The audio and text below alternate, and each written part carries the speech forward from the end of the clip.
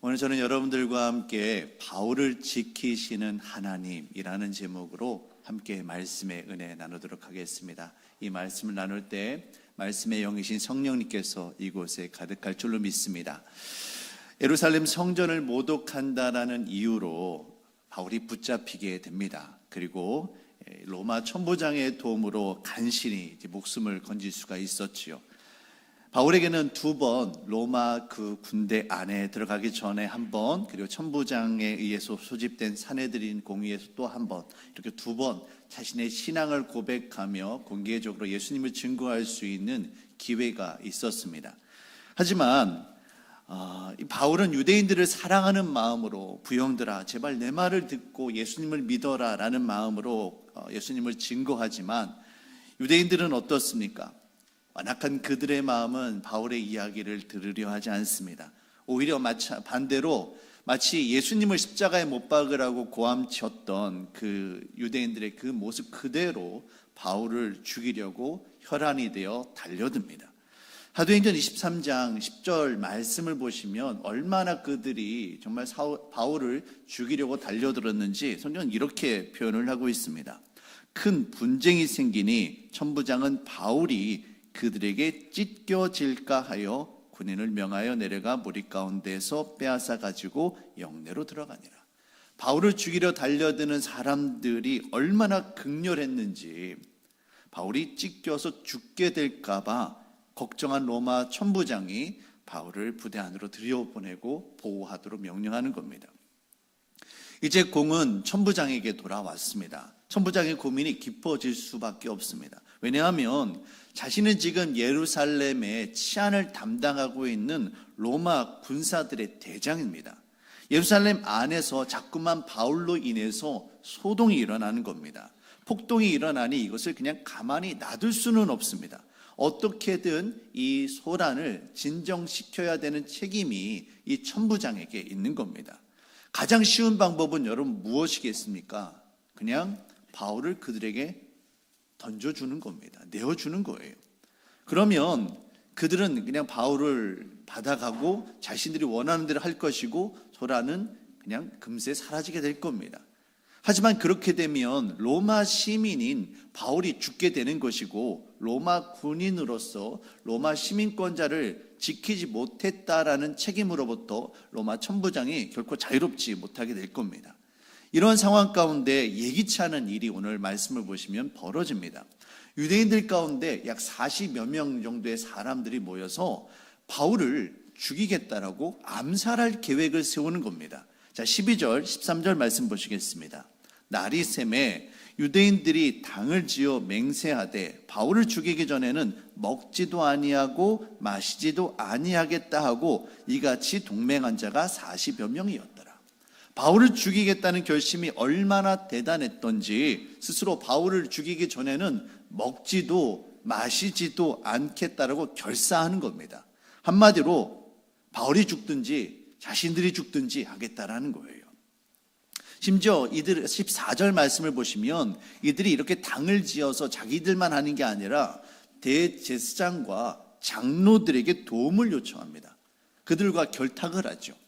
아무래도 로마 군사들이 지키고 있는 이 부대 안에 있으면 바울을 죽이기가 쉽지 않으니 다시 한번 사내들인 공회를 소집해서 부대 밖으로 바울을 나올 수 있도록 해라. 그러면 이 바울이 부대에서 사내들인 공의회로 가는 그 길목에서 바울을 암살할 계획을 세우고 있는 거예요. 이제 날이 밝고 사내들인 공의회가 시작되어지면 여지없이 바울이 죽게 된 상황입니다. 절체절명의 위기입니다. 유대인들은 바울을 사랑하는 마음으로 예수님을 정말 바울은 유대인들을 사랑하는 마음으로 예수님을 증거하고자 했는데 유대인들은 어떻게 하면 바울을 죽일까 혈안이 되어 있는 겁니다. 결사대를 만들었고요.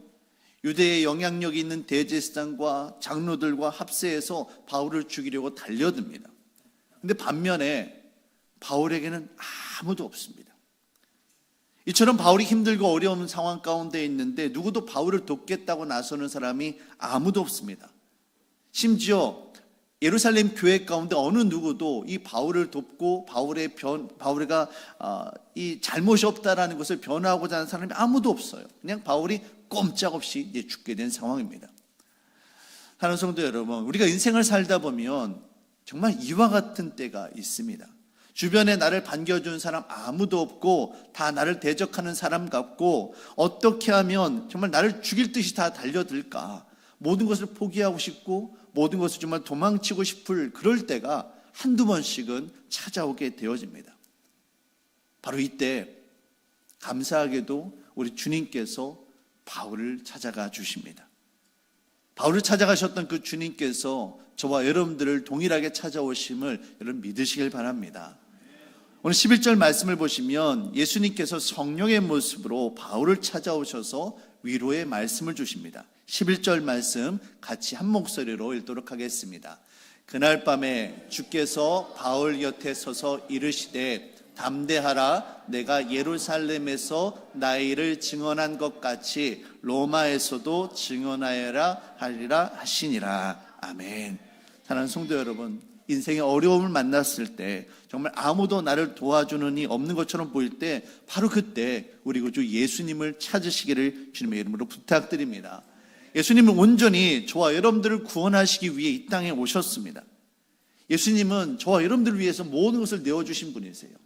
그런데 예수님은 어떻습니까? 예수님께서 이 땅에 오실 때 사람들이 예수님을 반겨주셨나요? 아니에요. 예수님은 태어날 때부터 헤롯 왕에 의해서 죽임을 당할 뻔하셨고 사역을 감당하면서도 수없이 많은 고난을 받으셔야만 했습니다. 그의 친척들, 그의 가족들로부터 정말 배척을 당하셔야만 했고요. 그리고 그의 인생 마지막에는 어떻게 됩니까? 자신의 제자 가운데 한 사람인 가룟 유다에게 배반을 당해 십자가에 못 박혀 죽으신 분이 바로 예수님이세요. 예수님도 저와 여러분들처럼 정말 사람들로부터 다 외면당하고 정말 인생의 마지막 끝자락까지 몰렸던 그런 경험을 하신 분이 바로 예수님이다라는 겁니다. 그런데 이런 상황 가운데 가장 우리의 마음을 아프고 힘들게 하는 것은 예수님을 이 땅에 보내신 하나님마저도 그 십자가 현장에서 침묵하셨다라는 거예요. 마태복음 27장 46절 말씀입니다. 제9시쯤에 예수께서 크게 소리질러 이르시되 엘리 엘리 라마 사박다니 하시니 이는 곧 나의 하나님 나의 하나님 어찌하여 나를 버리셨나이까 하는 뜻이라. 엘리 엘리 라마 사박다니, 나의 하나님 나의 하나님 어찌하여 나를 버리셨나이까. 하나님께서 예수님을 이 땅에 보내시고 정말 예수님께서 죽으실 바로 그때에 하나님은 나는 뭔 모른다 이렇게 외면하셨을까요? 그건 아닙니다. 하나님도 분명 그 십자가의 자리에 있으셨어요. 단지 저와 여러분들을 구원하시기 위해서 이 세상의 죄악 가운데 던져진 그 인간의 무능함과 인간의 연약함을 보여주시기 위해서 예수님께서 그렇게 십자가에 외롭게 죽음을 당하셔야만 했던 겁니다. 예수님께서는 십자가에서 그렇게 죽임을 당하셨지만 부활을 통해서 하나님이 살아계심을 보여주셨고 십자가를 통해 구원의 길을 열어주셨습니다. 그리고 그렇게 외로움과 모든 어려움들을 겪으신 그 주님께서 오늘 이 밤에 바울을 찾아오셨고 바울에게 위로의 말씀을 전해주시며 내가 이곳에서 복음을 전했던 것처럼 로마에서도 복음을 전해야 된다. 그러니 내가 너와 함께 할 것이다. 두려워하지 말아라. 함께 위로의 말씀을 전해주고 계시는 겁니다. 아무도 도와주는 이 없어 보이는 바로 그 순간에 바울을 찾아오신 그 예수님의 말씀을 들을 때 바울이 얼마나 그 평안함을 누리고 얼마나 그 마음의 안정감을 누릴 수 있었을까. 그와 같은 예수님의 은혜가 있었기 때문에 바울이 이 이후로 이어지는 그 로마로 가는 모든 여정들을 감당할 수가 있었던 겁니다. 이 시간부터 시작해서 하나님께서 역사하심이 이제 보이게 시작되어지는 거예요. 16절 말씀을 보시면 바울의 생질, 그러니까 바울의 누이의 아들이죠. 바울의 조카가 이 바울을 죽이려 한다라는 음모가 있다라는 사실을 알게 됩니다. 우리는 먼저 여기에서 어떻게 이 바울의 생질이 유대 암살자들이 바울을 죽이려 한다라는 계획을 세운다라는 그 사실을 알게 됐을까? 여기에 대해서 집중해야만 합니다. 오늘 성경은 그냥 너무나도 당연하게 이 바울의 조카가 다른 사람들이 유대인들이 바울을 죽이려 한다라는 이 결사대를 결성했다라는 소식을 알게 되었다라고 이야기하지만 여러분 이게 아무나 알 수 있는 그런 사실입니까? 그렇지가 않지요. 여러분, 암살이라는 것은요, 공공연하게 모든 사람이 다 알게 하는 일이 아닙니다. 아무도 모르게 정말 신속하게 하는 것이 바로 암살이에요. 결코 아무나 쉽게 할 수 있는 일이 아닙니다. 그런데 그런 일을 어떻게 바울의 조카가 바울의 생길이 알게 되었느냐라는 거예요. 가능한 설명은, 성경은 오늘 바울의 조카가 어떤 사람이고 어떤 위치에 있는 사람인지 정확하게 이야기하지는 않습니다. 하지만 이 바울의 조카에게 이와 같은 소식이 들어갔다라는 것은요, 최소한 이 조카가 유대 사회에서 이 대제사장이나 장로들과 비슷한 지위에 있는 높은 사람이었다라는 것을 우리는 짐작하게 되어집니다. 아니면 최소한 유대 그 사회에서 그런 사람들과 친목을 가지고 있는 그런 소식을 들을 수 있는 아주 소수의 핵심 인물 가운데 한 사람이었다라는 것을 우리는 알 수가 있는 거예요. 여러분, 이게 무엇을 이야기합니까? 하나님께서 이때를 아시고 미리 바울의 조카를 그와 같은 위치에 세워 놓으셨다라는 것을 여러분 깨달으셔야만 돼요. 하나님께서 미리 준비하시고 예비하시고 피할 길을 만들어 주신 겁니다. 바울을 죽이려 하는 이 암살 소식을 듣게 된 이 조카가 이 바울을 찾아갑니다. 그리고 바울의 요청으로 로마 천부장을 찾아가서 도움을 받게 되어지죠. 그런데 이 다음부터가 정말 기가 막힙니다, 여러분. 무슨 영화에 나올 법한 그런 이야기예요. 23절 이하의 말씀을 보시면 이 천부장이 그 이야기를 듣고 나서는 자신의 부하들 가운데 백부장 둘을 부릅니다. 정말 자기가 정말 신뢰하고 믿을 수 있는 부하들이었겠죠. 천부장이라는 말은 1000명의 부하를 거느린 장군이라는 뜻입니다. 그런데 백부장이라는 말은 이 100명의 부하들을 거느린 장군이란 이야기에 되어져요. 그러면은 천부장 밑에는 10명의 백부장이 있게 됩니다. 그리고 이 백부장 둘을 불렀다는 이야기는 최소한 이 천부장이 자신이 지휘하고 있는 군사들 가운데 최소한 20%, 5분의 1은 바울을 지키는 일을 위해 사용하겠다고 결정을 내린 거예요. 천부장이 이 백부장 2명을 불러서 밤 9시에, 성경에는 제3시로 되어 있는데요, 이 제3시가 오늘날 우리들의 시계로 이야기한다면 밤 9시가 되어집니다. 유대인들은 저녁이 밤 6시가 해가 지는 그때가 날이 바뀌는 시간이 되어집니다. 그래서 제3시라는 이야기는 해가 지고 3시간이 지났다는 이야기예요. 6시부터 3시간이 지났으니까 밤 9시입니다. 밤 9시에 급하게 자기의 부하들을 소집을 한 거예요. 그 말은 그 다음날 아침이 되어지면 바울이 꼼짝없이 죽임을 당할 수 있으니 이 밤에 긴급하게 바울을 빼낼 생각을 하게 되어지는 겁니다. 그런데 그 바울을 이송하기 위해 모집한 그 군사들의 규모가 엄청납니다. 말씀을 보시면 보병이 200명, 기병이 70명, 창병이 200명, 모두 470명의 군사들입니다. 백부장 군사 2명에다가 부대 군인들이 470명이에요. 학자들은 여기에서 나오는 200명이 실제로 이 백부장 2명이 지휘했던 보병으로 이해를 하고 있고요. 창병, 그리고 여기 나오는 기병은 특별히 천부장이 보내는 특별 부대이고, 여기 나오는 창병들은 로마 정규군이 아니라 용병들인 것으로 이해를 하고 있습니다. 아무튼 어떻게 되어졌든 이 유대 결사대들이 바울을 죽이겠다라고 그들이 모인 사람이 약 40여 명인데, 이 천부장이 바울을 지키고 호송하기 위해 모은 군사들의 숫자가 470명입니다. 10배가 넘습니다.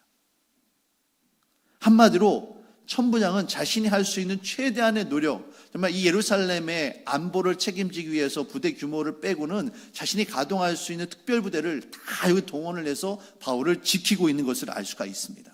그리고 25절 이하의 말씀을 보시면 벨릭스 총독에게 편지까지 씁니다. 자신이 편지를 써서 이 바울의 안전을 책임져 달라고 부탁을 하고 있어요.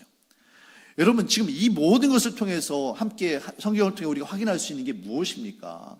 이 천부장이 왜 이렇게 열심을 내고 있어요? 그 이유는 딱 하나입니다.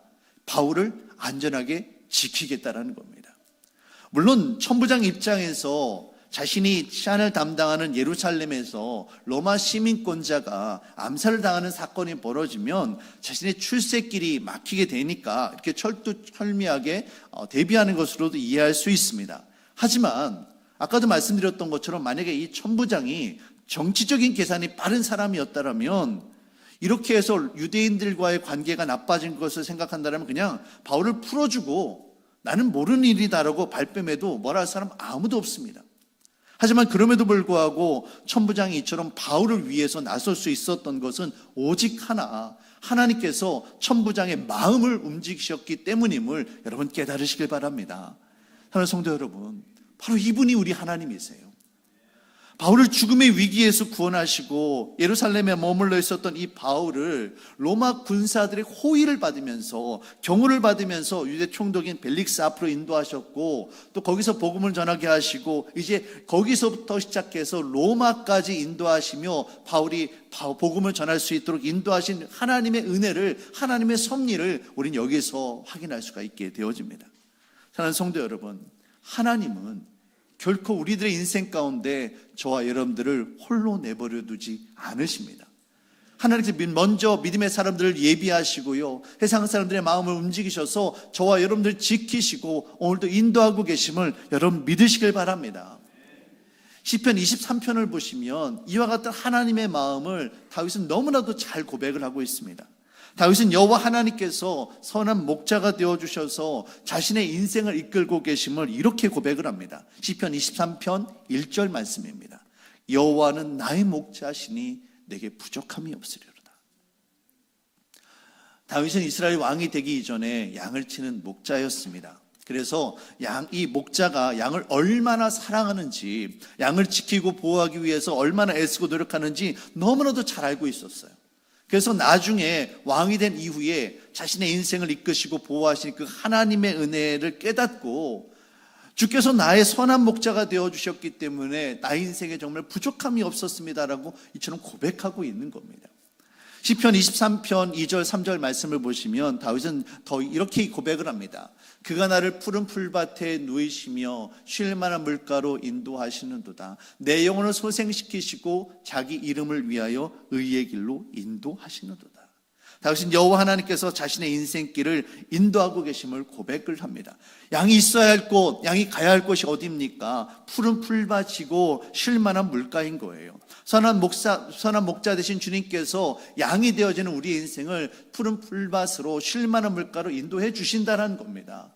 그 결과가 뭐냐는 거예요. 그 결과가 무엇입니까? 5절입니다.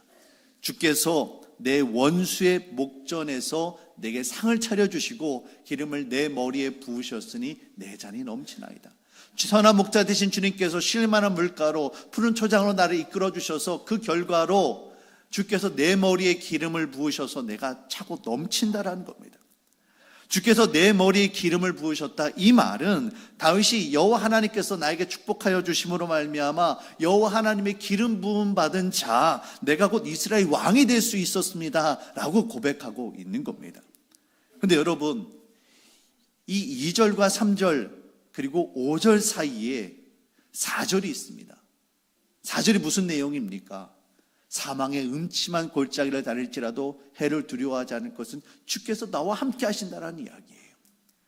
다윗이 이스라엘의 왕이 되는 일이 결코 쉬운 일이 아니었습니다. 다윗도 바울과 비슷했습니다. 바울에게 유대인들이 그 바울을 죽이려 했던 것처럼 다윗에게는 당시 유대의 최고의 권력자였던 사울 왕이 다윗을 죽이기 위해서 혈안이 되어져서 이 다윗을 죽이기 위해서 군사들을 이끌고 쫓아왔던 그런 것들이 얼마나 많은지 모릅니다. 다윗은 사울을 향하여 당신은 여호와의 기름 부음 받은 자입니다. 당신은 이스라엘의 왕입니다. 나는 결코 당신을 해치지 않겠습니다. 끝까지 충성을 보이고 충심의 마음을 보였지만 사울은 그런 다윗을 계속해서 죽이려 합니다. 다윗을 도와주려 하는 사람이 있으면 그 사람이 어린이가 되어졌던, 노인이 되어졌던, 심지어 제사장이라 할지라도 다 죽였던 사람이 바로 이 사울이에요. 그런 사울의 위험으로부터 벗어나서 이스라엘의 왕이 된 다윗이 여호와는 나의 목자시니 내게 부족함이 없습니다라고 고백하는 것은요, 결코 쉽게 나올 수 있는 고백이 아닙니다. 다윗은 여호와 하나님께서 죽음의 위기에서 그 죽음의 위기에서 자신을 지켜주시고 보호하여 주셨음을 이렇게 고백을 합니다. 4절 말씀입니다.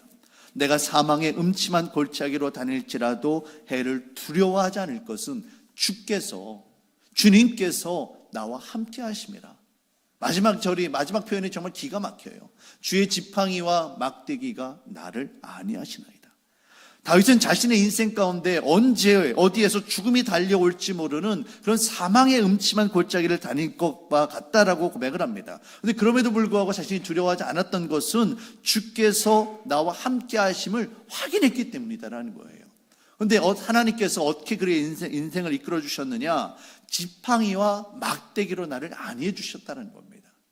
이 지팡이는요, 목자들이 양을 칠 때 쓰는 긴 약간 끝에 구부러져 있는 그런 지팡이입니다. 그래서 양을 이렇게 툭툭 치면서 이렇게 몰고 다니게 되어지죠. 잘못된 길에 들어가게 되면 그것을 건져내는 그런 용도로 쓰이는 겁니다. 하지만 막대기는 그렇지 않습니다. 막대기는요, 약간 곤봉과 비슷합니다. 짧은 막대기예요. 이거는 어떤 거냐면 양을 잡아먹으려고 달려드는 일이 늑대, 그것에 맞서 싸울 때 목자가 자신의 목숨을 걸고 그 양들을 향해 달려드는 이리와 늑대와 싸울 때 무기로 사용했던 게 바로 이 막대기인 거예요. 이 말은 뭐냐면 선한 목자 되신 주님께서 나를 지키기 위하여 주님께서 어떻게 하셨다는 거예요. 피 흘리기까지, 당신의 목숨을 아끼기까지 나를 위해서 싸우셨다는 그 믿음의 고백이 다윗의 고백인 겁니다. 사랑하는 성도 여러분, 주님께서는 지금도 저와 여러분들을 지키시고 보호하시기 위해서 싸우고 계심을 여러분 믿으시길 바랍니다. 악한 마귀 사단은 계속해서 우리의 마음을 흔들 겁니다. 우리를 불안하게 만들고요, 유혹할 거예요. 하나님을 믿지 못하도록, 하나님을 신뢰하지 못하도록, 그래서 하나님의 보호하심으로부터 멀어지도록 만들려고 할 겁니다. 그렇게 해서 주님으로부터 우리의 마음이 멀어지게 만들고 교회로부터 멀어지게 하고, 그렇게 세상 욕심 가운데 죄악 가운데 살아가는 인생들이 얼마나 많은지 모릅니다.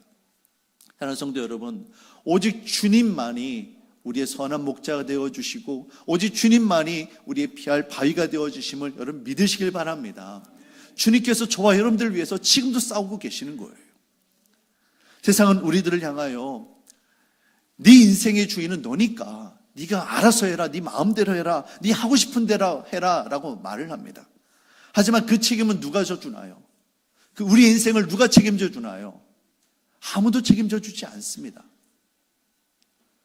하나님의 보호하심과 인도하심을 떠난 인간은 인간 스스로가 책임을 져야만 해요. 하지만 인간 가운데 어느 누구도 자기 인생을 책임질 수 있는 사람은 아무도 없습니다. 그냥 각자 자기 소견에 오른 대로 서로 끝없는 경쟁과 시기와 다툼과 그 가운데 계속해서 싸우다가 그냥 쓰러져 갈 뿐입니다. 하지만 저와 여러분들은 그렇지 않습니다. 우리에게 누가 있으십니까? 오직 예수님이 계심을 여러분 믿으시길 바랍니다. 오직 예수 그리스도만이 저와 여러분들의 인생의 주인 되시고 오직 주님께서 오늘도 저와 여러분들을 책임지시고 보호하고 이끌고 계심을 여러분 믿으시길 바랍니다. 다윗이 고백했던 것처럼 주님께서 우리의 선한 목자가 되어주셔서 2024년 한 해를 이끌어 주셨고 앞으로도 저와 여러분들의 인생을 책임지고 이끌어 주실 것임을 여러분 믿으시길 바랍니다. 오늘은 2024년 마지막 주일입니다. 올 한 해 여러분들은 어떻게 살아오셨습니까? 여러 가지 일들이 아마 있었을 겁니다. 그 가운데 때로는 즐겁고 행복하고 감사한 일도 있었지만 반면에 조금만 더 내가 하나님 앞에 기도하고 조금만 더 말씀 앞에 순종했다라면 어땠을까? 내가 세상의 방법이 아니라 나의 인생의 선한 목자가 되시는 하나님의 인도하심을 따라서 믿음의 방법을 선택했으면 어땠을까 하는 후회도 분명히 있으실 겁니다. 지나간 일들을 되돌릴 수 있는 방법은 없습니다. 하지만 앞으로 우리의 인생은 달라질 수 있습니다. 2024년은 이제 며칠이 지나면 끝나게 되겠지만 우리에게는 새로운 2025년이 기다리고 있습니다. 2025년도 분명 어렵고 힘든 일들이 있을 겁니다. 하지만 그럼에도 불구하고 우리가 희망을 품고 새해를 시작할 수 있는 것은 이처럼 어지럽고 혼란스러운 세상에서도 오직 주님께서 선한 목자 되신 주님께서 저와 여러분들의 인생을 책임지고 인도해 주심을 우리가 믿기 때문입니다. 오늘 말씀에 나왔던 그 바울의 인생을 책임지고 인도해 주셨던 그 주님께서 다윗이 고백했던 것처럼 선한 목자가 되어 주셔서 저와 여러분들의 인생을 책임지고 인도하고 계심을 여러분 믿으시길 바랍니다. 오직 주님만이 저와 여러분들을 이끌어 주십니다. 예레미야 33장 2절과 3절 말씀, 오늘 말씀을 마치면서 우리에게 주시는 하나님의 말씀으로 받고 함께 믿음으로 같이 봉독하도록 하겠습니다. 같이 말씀 읽겠습니다. 이를 행하시는 여호와, 그것을 만들며 성취하시는 여호와, 그의 이름을 여호와라 하는 이가 이와 같이 이르시도다. 너는 내게 부르짖으라. 내가 내게 응답하겠고 내가 알지 못하는 크고 은밀한 일을 내게 보이리라. 아멘. 하나님을 부르짖고 찾으시길 바랍니다. 하나님께서 크고 놀라운 일들을 저와 여러분들의 삶 가운데 반드시 이루어가 주실 것입니다. 오직 주님만을 신뢰하며 주님만을 의지하고 따르는 저와 여러분들이 되시기를 주의 이름으로 축원합니다. 하나님 주님, 2024년도 한 해를 돌아보면서 정말 순간순간마다 하나님의 인도하심과 하나님의 보호하심이 있었음을 고백하지 않을 수 없습니다. 하나님 감사합니다. 더욱더 믿음으로 감사하게 하여 주시고 새롭게 시작되어진 2025년에는 오직 주님만을 의지하며 하나님만을 신뢰하며 따를 수 있도록 주님 인도하여 주시옵소서.